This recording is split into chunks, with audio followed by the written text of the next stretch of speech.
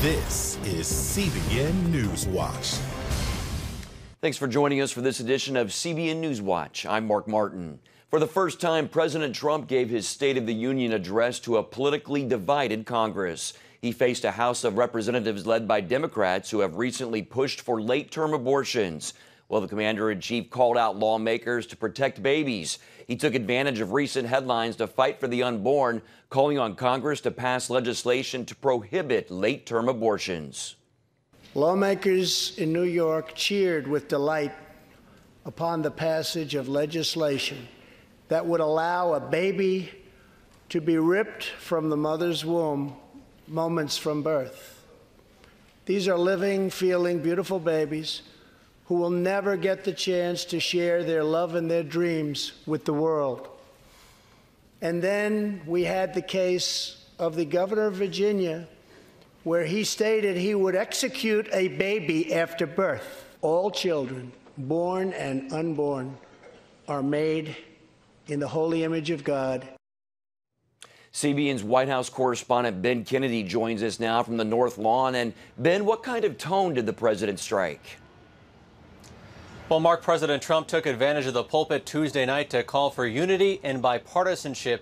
For nearly an hour and a half, he rejected partisan politics and touted economic improvements. Now, the commander-in-chief then broke down his vision for safe and legal immigration, demanding a border wall.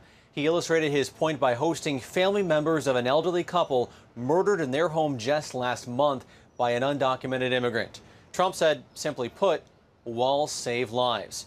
The future of the wall still remains a question as congressional negotiators continue to work out a deal to prevent yet another government shutdown. Now, in the Democrats' response, former Georgia governor candidate Stacey Abrams placed blame for the recent closing of the government directly on the president. Mark? And Ben, at times, Democrats erupted in cheer. What did the president hit on that had bipartisan support?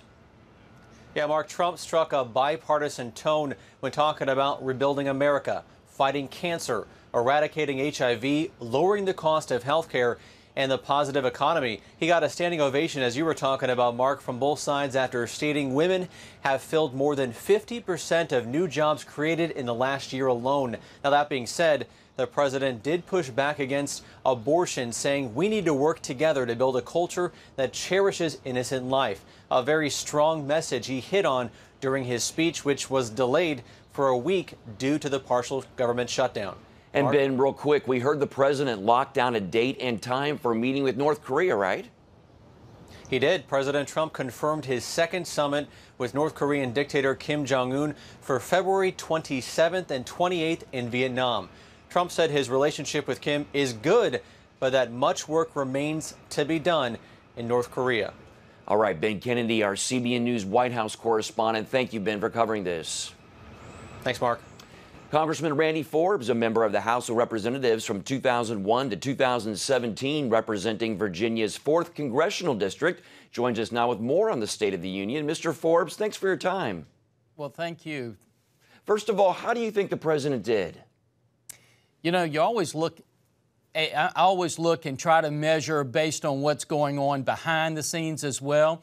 In this particular situation, I think the president accomplished what he wanted to accomplish, which was he came across looking presidential.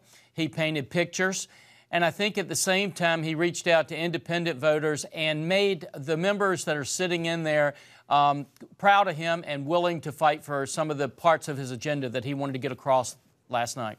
Our White House correspondent Ben Kennedy reported on the president's message on abortion. As a man of faith, how do you think Mr. Trump did overall on issues important to Christians? I think he was very bold, and I think one of the things that he did so well is to look at the audience he was trying to get. He was trying to get that independent group, which he did, because he showed the extremes that the Democrats have gone to on issues like abortion. We've had people who are pro-choice across the country who've said New York and what the Virginia governor said has just gone too far. I think the other thing the president did very well was put that defining line on socialism. And what he essentially did is say, I'm a president that's willing to meet in the middle. I'm willing to talk, but I'm going to stand bold for issues that I think are important to the country. As we reported, there were times that Democrats cheered with Republicans on some of the things the president said. Do you think there's a chance of Democrats and Republicans that they can cross the battle lines and work toward unity? You know, I think that's a real challenge, but that's not exactly what the president was trying to accomplish. The Democrats, many of them that went into the speech last night, if they hated the president, they come out hating the president after that speech. What the president was trying to say to middle America is, I'm willing to sit down and talk with them. I'm willing to reach compromises. Now it's going to be in their lap to do that. I think he set a great tone. I think he has a great opportunity to get some things accomplished, and I think that speech was a good takeoff for that. Do you think the Congressional Prayer Caucus can make a difference? We already are making a difference. Right now, we're the largest group of elected leaders across the country, and what we do is strategically fight the fight for faith, because as you know, we are seeing an anti-faith movement in this country that's trying to take faith out of the marketplace of ideas. We have over 1,200 elected officials. We're in 33 states. We have members in the United States Senate and the United States House. We're going to continue to fight this fight. You see more and more students going to school now with "In God We Trust" in their classroom. You see Bible curriculums coming back where people can talk about ideas that we think were the cornerstone that built this country and will keep it strong in the future. Mr. Forbes, how would you encourage Americans to pray?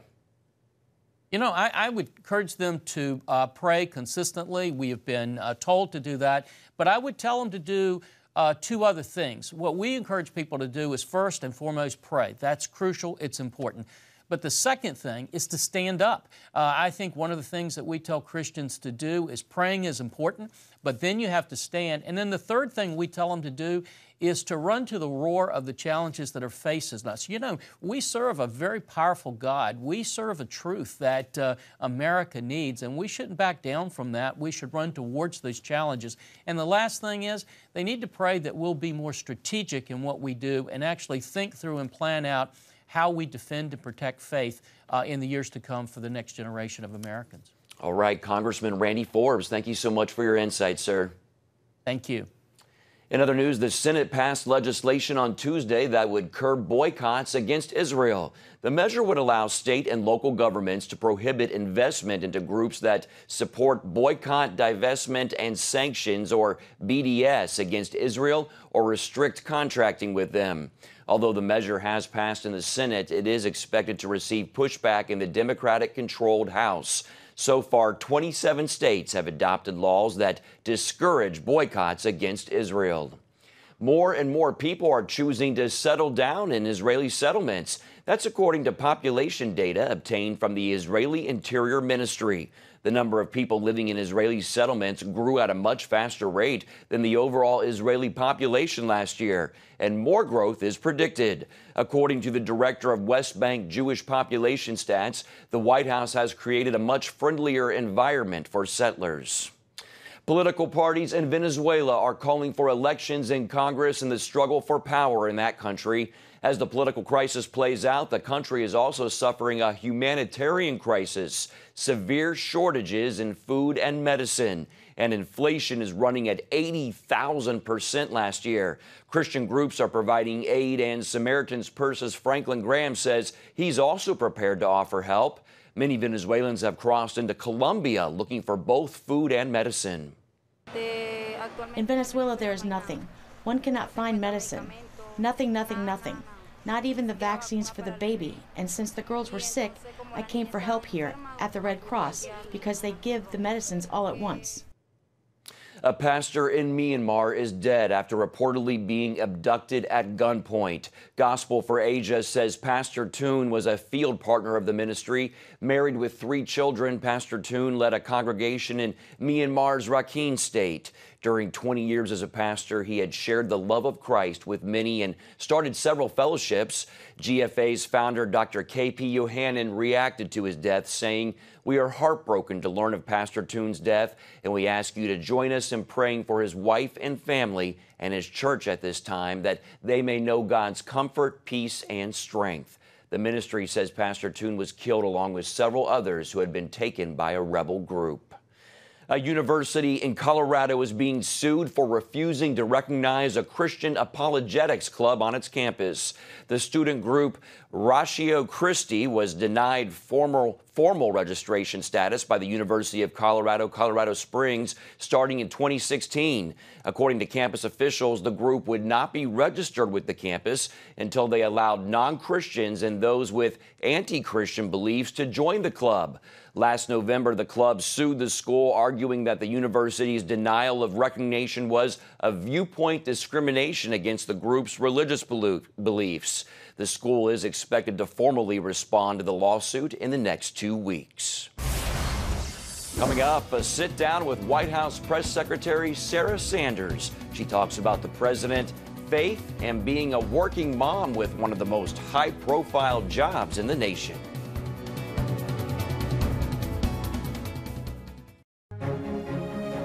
When you give, smiles grow bigger. When you care, homes are happier. When you comfort,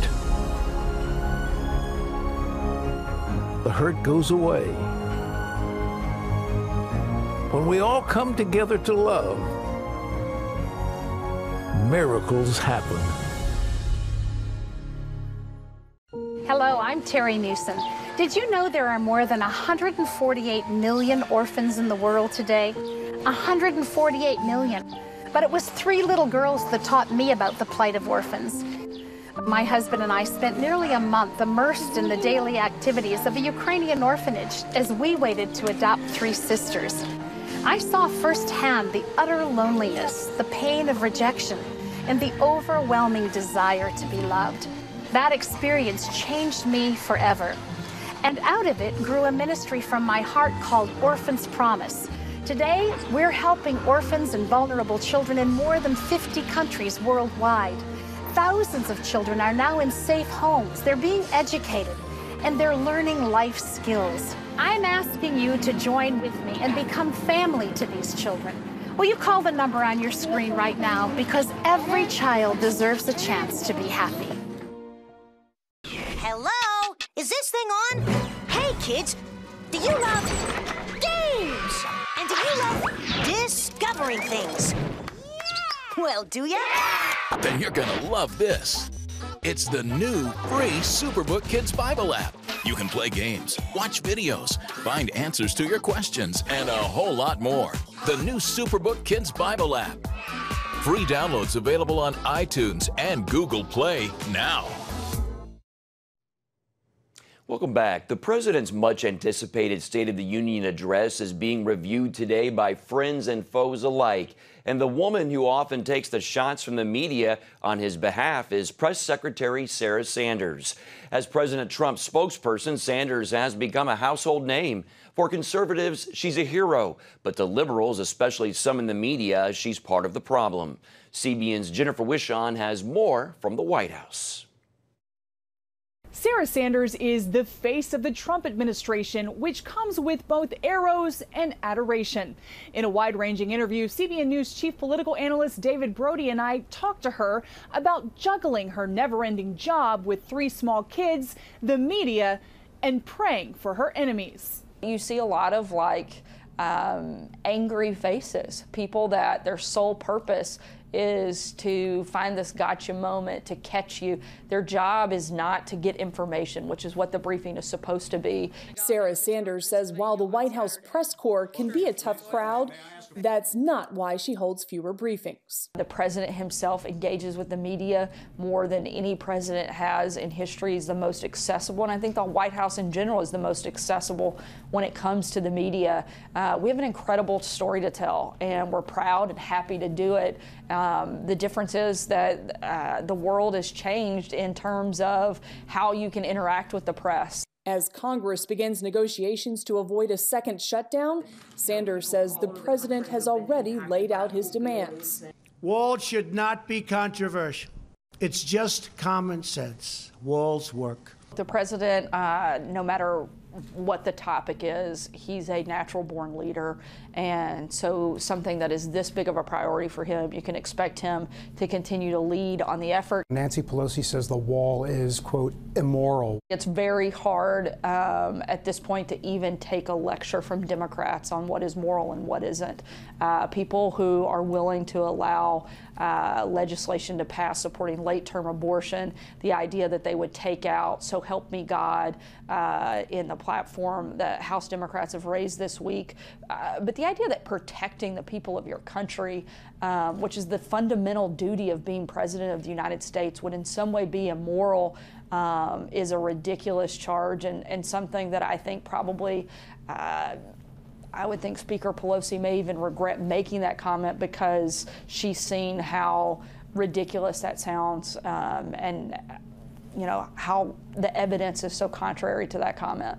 After 2 freshman congresswomen were accused of making anti-Semitic remarks, Sanders said there's a double standard on the Democrat side. Anytime somebody who's not even associated with the president says something, the first thing is, will you condemn? Will you say that this is terrible? Where's the leadership on the Democrat side to call this out? The comments that they've made are outrageous. As the U.S. prepares to withdraw from Syria, Sanders wants Christians and Kurds in the region to know they'll still have support. The idea that the president is just stepping away and ignoring any potential problem doesn't understand the fundamental decision that he's made. He wants to bring our troops home out of Syria, but we're not leaving the region. You are not shy about the fact that you're a woman of faith. People say you have to separate that. If it's real faith, you can't separate it, because it's who you are. It's a part of who you are. As the Bible says, you know, the Bible commands us to pray for our enemies. Is it hard to pray for your enemies? That list can be long, Sarah. Actually, it can be, I think, a helpful tool in keeping you calm. There's a reason that God calls us to pray for our enemies, and I think it's to give us better perspective and better understanding of who they are. Well, I want to talk about the toll that this job has taken on you. You're going to miss moments with your kids, with your family. Do you struggle with mommy guilt? Oh, every single day. To explain to a 6, 5, and 3-year-old what you do and why it's important is nearly impossible. My oldest is a girl. I think it's very important for her to see, even at this age, that as a woman she can do anything that she sets out to do. I mean, does it kind of, in a way, blow your mind that, you know, someone like Donald Trump, who is sitting in the Oval Office, I mean, I know you can list the accomplishments, but at the same time, just from a spiritual perspective, there are a lot of Christians that believe for such a time as this. I think God calls all of us to fill different roles at different times, and I think that he wanted Donald Trump to become president. He's an interesting pick and an imperfect messenger who requires a press secretary who's quick on her feet. Jennifer Wishon, CBN News, the White House. Still ahead, aging well in mind and body. One woman's story of finding a way to do it.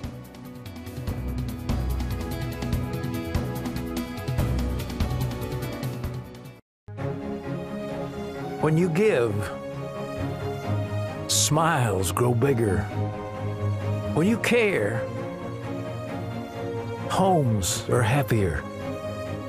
When you comfort, the hurt goes away. When we all come together to love, miracles happen. Hello, I'm Terry Newsom. Did you know there are more than 148 million orphans in the world today? 148 million. But it was 3 little girls that taught me about the plight of orphans. My husband and I spent nearly a month immersed in the daily activities of a Ukrainian orphanage as we waited to adopt 3 sisters. I saw firsthand the utter loneliness, the pain of rejection, and the overwhelming desire to be loved. That experience changed me forever. And out of it grew a ministry from my heart called Orphan's Promise. Today, we're helping orphans and vulnerable children in more than 50 countries worldwide. Thousands of children are now in safe homes. They're being educated, and they're learning life skills. I'm asking you to join with me and become family to these children. Will you call the number on your screen right now? Because every child deserves a chance to be happy. Hello? Is this thing on? Hey, kids, do you love games? And do you love discovering things? Well, do ya? Then you're gonna love this. It's the new free Superbook Kids Bible app. You can play games, watch videos, find answers to your questions, and a whole lot more. The new Superbook Kids Bible app. Free downloads available on iTunes and Google Play now. Many people fear getting older means losing independence, memory, and mobility. But aging well is possible. CBN Health reporter Lori Johnson introduces us to a woman who proves it's never too late to turn back the clock. At age 61, Barbara Hannah Grufferman feels happier and healthier than many people half her age. We can't control getting older, but we can control how we do it. You might find it hard to believe that until about a decade ago, Barbara lived like a couch potato. The last time I had worked out seriously was back when Jane Fonda was doing those tapes, you know, Feel the Burn and all that stuff. By middle age, she put on weight, felt sluggish, and believed her best years were behind her. And I was starting to feel, is this what turning 50 is all about? And it was a very upsetting moment for me, and it was a very scary time for me. In the midst of her depression, she chose to take a little walk. I put one foot in front of the other. I literally took my first step to my whole new life. I didn't realize it then. The walks started happening more often, became longer, and she started mixing in a little jogging. I was starting to lose the weight. I was starting to have more energy. I was just starting to look better and started to feel, for the first time since turning 50, actually positive about my future. That positive feeling led her to complete 5 marathons, write 3 books, including her latest, Love Your Age, becoming an AARP ambassador, and getting off all medications. Doctors say regular exercise means we can ditch a lot of the pills we take, like antidepressants, blood pressure medication, and sleeping pills. It also reduces the risk of chronic diseases like cancer, heart disease, and diabetes, according to the Cleveland Clinic's Dr. Michael Roizen. Well, it's never too late until you're 6 feet under. So it's never too late until they're putting dirt on top of you. In his book, Age Proof, Roizen cites research showing exercise can significantly strengthen our immune system. Yeah, this is really strange because no one ever expected this. Scientists now tell us our ability to fight off everything from the common cold to Alzheimer's is largely determined by the bacteria in our gut. And believe it or not, exercise was one of the great things at changing the bacteria inside you, we don't know why, into being much healthier. But not just any exercise. Researchers figured out the least amount of exercise we need to do to achieve the maximum health benefits. It involves 4 types of exercise. 10,000 steps a day, which can be measured on a fitness tracker, 20 jumps each morning and night, 30 minutes of resistance training 3 times a week, and 20 minutes of cardio 3 times a week. Doing 20 minutes 3 times a week of things that make you sweat in a cool room.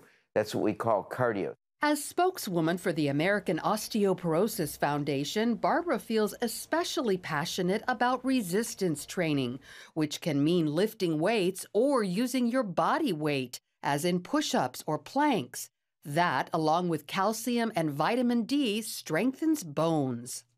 This is critical because people, when they fall at an advanced age, can be debilitated for the rest of their lives. And that is something that I think about. While exercise isn't the only anti-aging tool, it's often the first. Because I was feeling so much better and motivated to live a healthier life, I decided to, well, investigate what should I eat. Barbara switched to a plant-based diet, avoiding sugar and processed foods. So while aging is inevitable, don't give up on life. Walking, cardio, and resistance training can help you avoid many of the pitfalls of getting older. Lori Johnson, CBN News.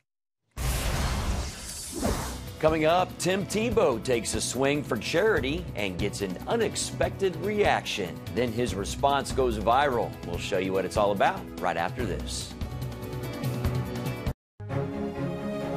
When you give, smiles grow bigger. When you care, homes are happier. When you comfort, the hurt goes away. When we all come together to love, miracles happen. Hello, I'm Terry Newsom. Did you know there are more than 148 million orphans in the world today? 148 million. But it was 3 little girls that taught me about the plight of orphans. My husband and I spent nearly a month immersed in the daily activities of a Ukrainian orphanage as we waited to adopt 3 sisters. I saw firsthand the utter loneliness, the pain of rejection, and the overwhelming desire to be loved. That experience changed me forever. And out of it grew a ministry from my heart called Orphan's Promise. Today, we're helping orphans and vulnerable children in more than 50 countries worldwide. Thousands of children are now in safe homes. They're being educated, and they're learning life skills. I'm asking you to join with me and become family to these children. Will you call the number on your screen right now? Because every child deserves a chance to be happy. Hello? Is this thing on? Hey, kids, do you love games? And do you love discovering things? Well, do ya? Then you're gonna love this. It's the new free Superbook Kids Bible app. You can play games, watch videos, find answers to your questions, and a whole lot more. The new Superbook Kids Bible app. Free downloads available on iTunes and Google Play now. We want to remind you that you can catch the latest episode of Studio 5 tonight on the CBN News Channel at 9:30 Eastern with Ephraim Graham. Tim Tebow's comeback to someone yelling Jesus at a golf range goes viral. Tebow was at a charity event swinging to win $10,000 for his favorite charity, and when he hit the ball, a producer made the exclamation. Take a look. Hey. Hey. I hear that stroke over there, BA. I'll see you soon. Jesus. Loves you.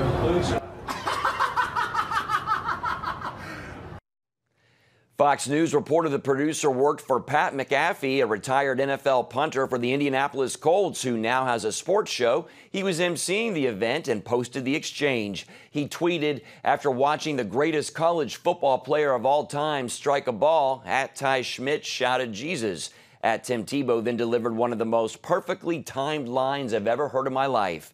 Tebow didn't win, but McAfee says everyone attending the Wrangle Celebrity Shootout was impressed with his swing.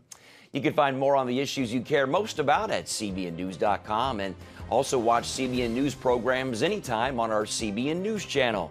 Plus, tell us what you think about the stories you've seen here by emailing newswatch@cbn.com. Hope you'll join us next time. Have a great day.